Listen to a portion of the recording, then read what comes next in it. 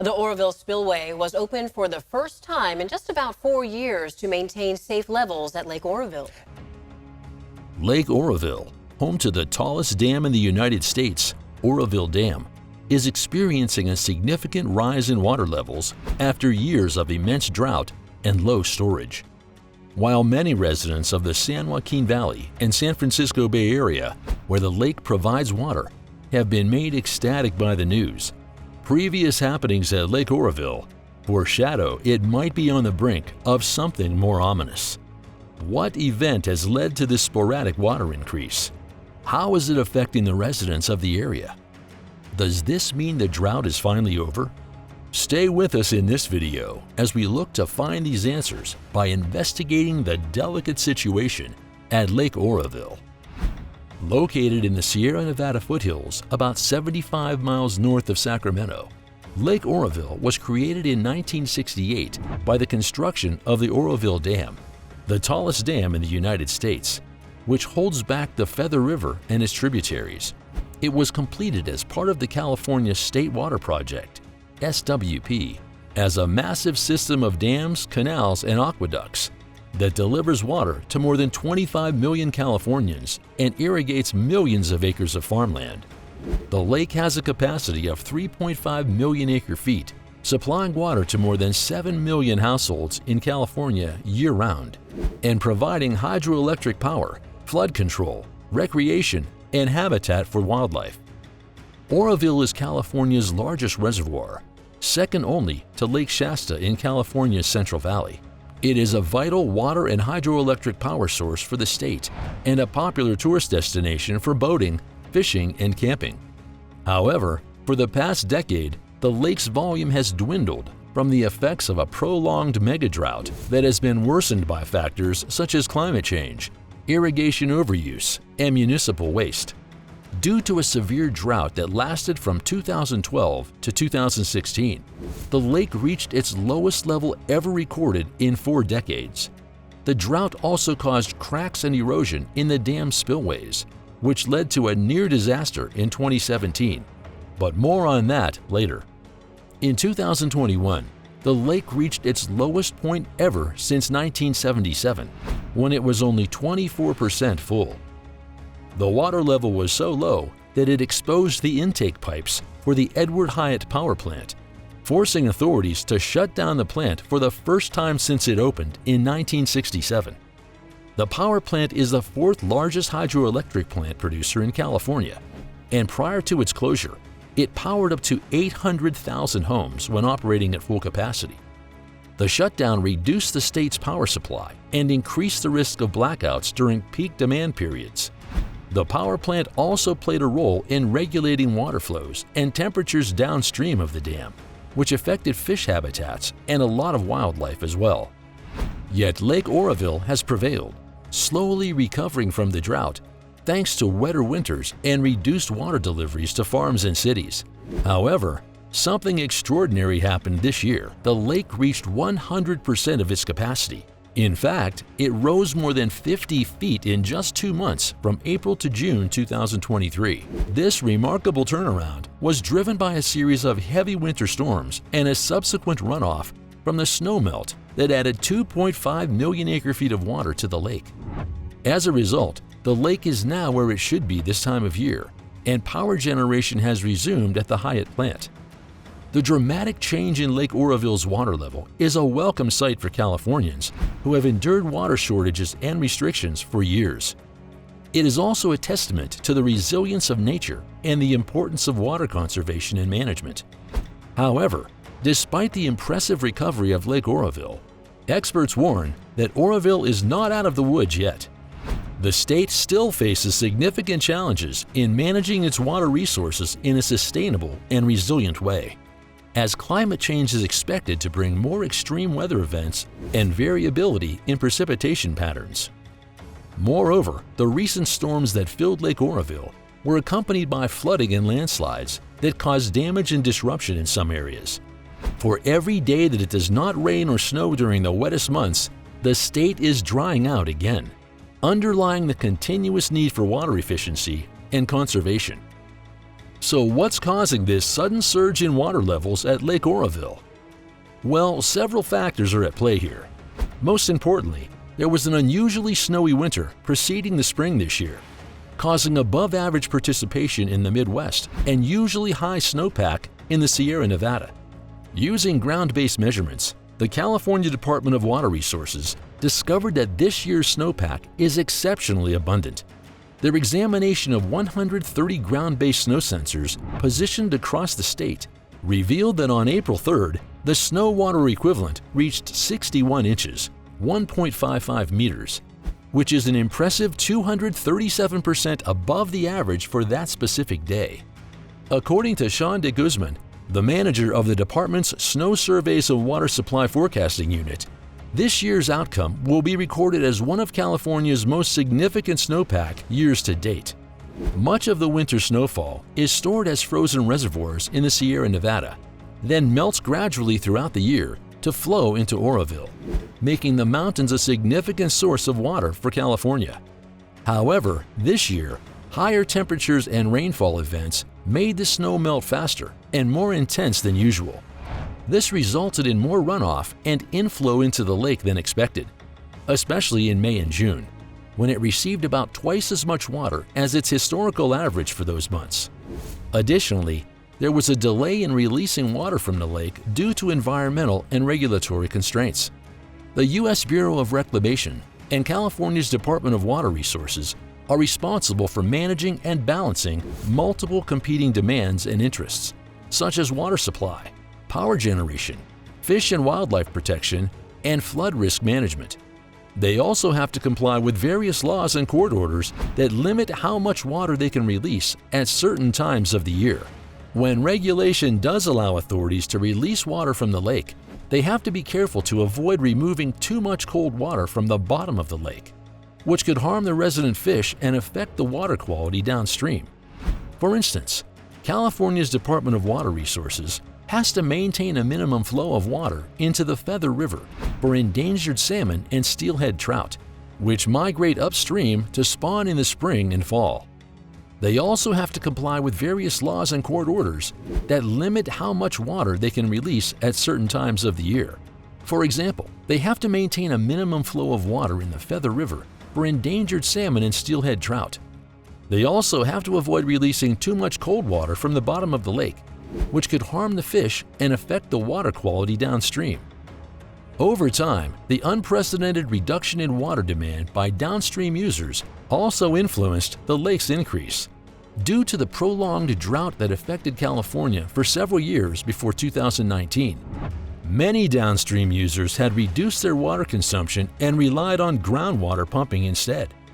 Now that the water is at full capacity, many of them are yet to resume their normal water use patterns. All these reasons combined have created a situation where Lake Oroville is receiving more water than it can release or store safely. At its current capacity, which is about 30 feet higher than previous levels at this time of year, there is very little room left for storing more water in case another storm or rapid snowmelt event. Lake managers have been trying to prevent an occurrence similar to that of 2007 by releasing water through outlets such as the spillway, the power plant, and the lower-level outlets to lower the lake's level as much as possible. But they have yet to consider the impacts of these releases on downstream users and ecosystems.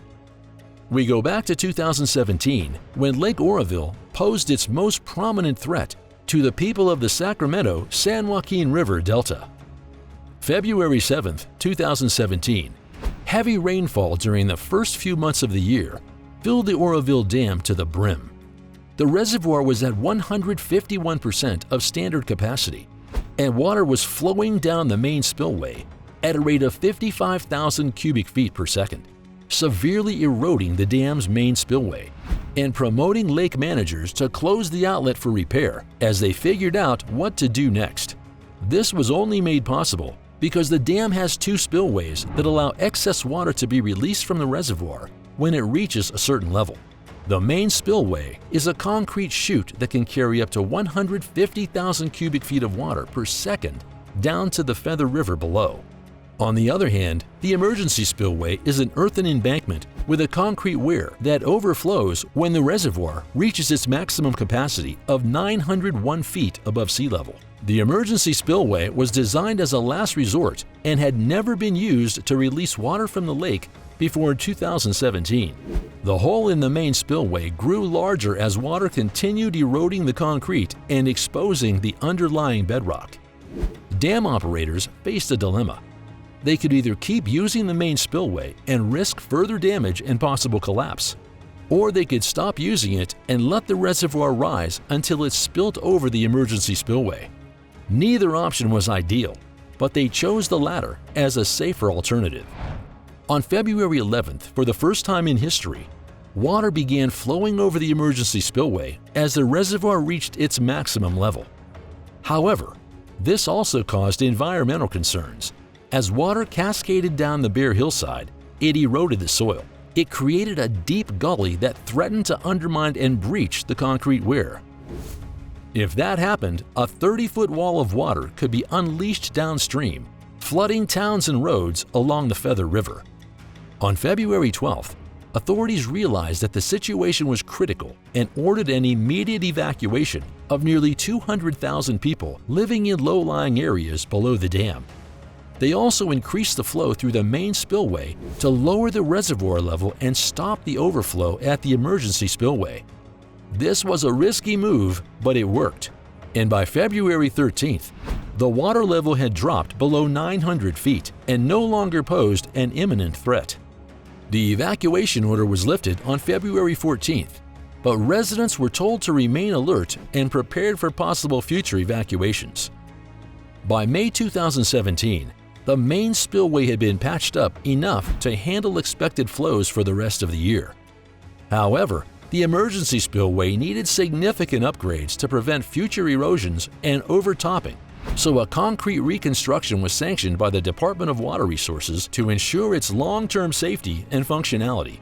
The new spillway was first utilized on April 2, 2019, and was successful in sustaining a flow of 25,000 cubic feet per second.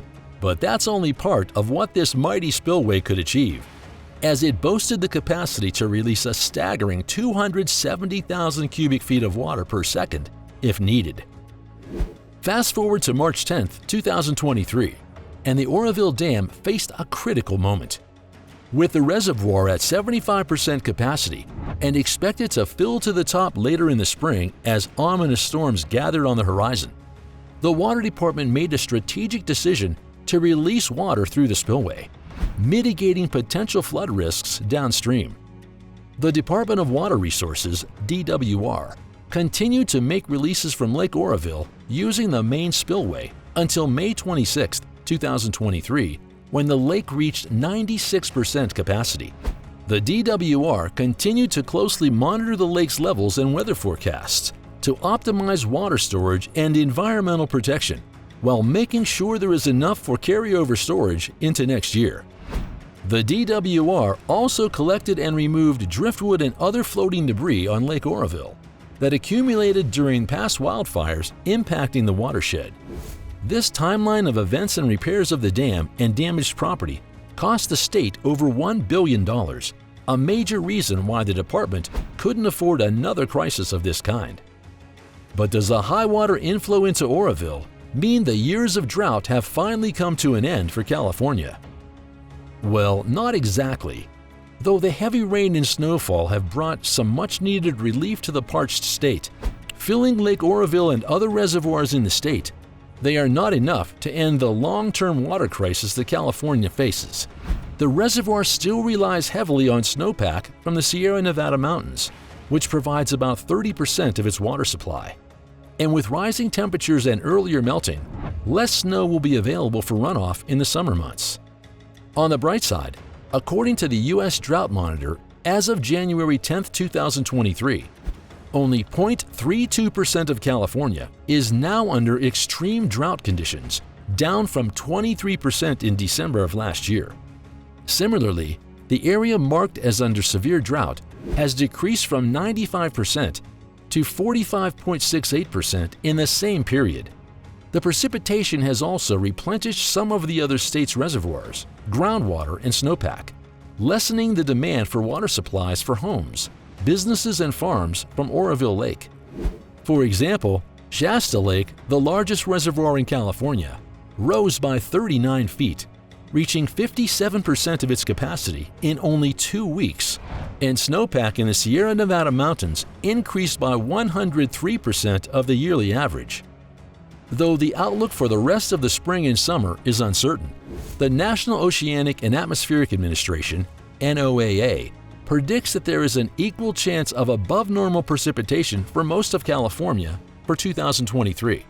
However, NOAA also warns that even if above-normal rainfall occurs, it may not be enough to end the drought completely. Moreover, experts warn that one wet year does not erase the effects of decades of drought and overuse of groundwater. Many aquifers in the state have been depleted and need years or even decades to recharge. And many ecosystems and species have been harmed by the lack of water and habitat. For example, salmon populations have declined due to low river flows and higher water temperatures. Therefore, experts and government officials say that Californians should not be complacent and should continue to conserve water and adopt more sustainable practices. The consensus among all stakeholders is that the state still needs to invest more in water infrastructure, such as dams, aquifers, and aqueducts, expanding storage capacity, improving recycling, and enhancing groundwater management. If you liked this video, please give it a thumbs up and remember to subscribe to the channel for more like it. Till next time.